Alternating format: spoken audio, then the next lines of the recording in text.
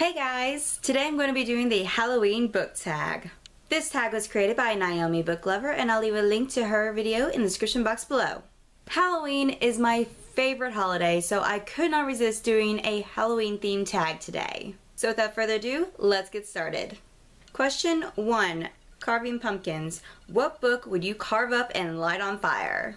I truthfully don't think I have ever hated a book that much. There have been books that come close, like Allegiant, but I did just read an entire trilogy and I hated pretty much every book.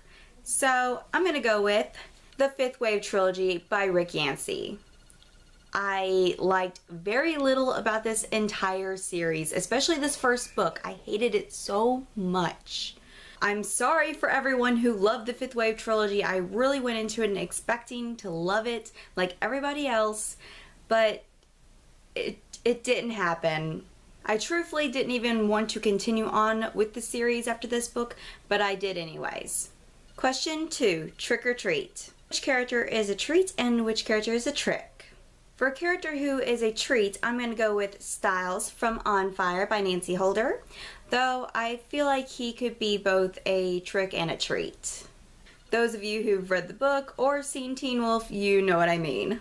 As for a character who is a trick, Naomi said this could be a character that you hate to love, so I'm going to go with Newt from the Maze Runner trilogy. I love Newt so much, and I feel like crying every time his name is mentioned. So he's just a character that I hate to love because the feels. Oh, the feels. Question 3. Corn candy. What book is always sweet? For this, I went with The Heartbreakers by Ali Novak. This book was just sweet on so many levels. I love the romance, I love the brother-sister relationship, and the story itself was just so cute. Question 4. Ghost. What character would you love to visit you as a ghost? It truthfully took me a very, very long time to figure out who I would want to visit me because I was trying to steer clear from Harry Potter, but I'm gonna go with Fred from Harry Potter. Because he's one of the few book characters that have actually died that I felt like his death was kind of unnecessary. My only other option for this was going to be Newt from the Maze Runner series, but I didn't want to say Newt again. And I kind of felt like his death was sort of necessary, sadly. Question 5. Dressing up in costume. What character would you be for a day? This I had a toss-up between Percy Jackson and Nico D'Angelo. But ultimately, I'm going to go with Nico D'Angelo. And this is mainly because even though I would love to be Percy and have his power to breathe underwater, but he's also in constant danger, more so than all the other demigods. And if I was Nico and I was in danger, I could just shadow travel away. And I also feel I could get a lot of stuff done if I could shadow travel, so I'm definitely going with Nico here. Question 6. Witches and Wizards. What is your favorite Harry Potter moment? This wasn't very difficult for me. I always love the Ron and Hermione kissing scene, the one from the book, not the movie.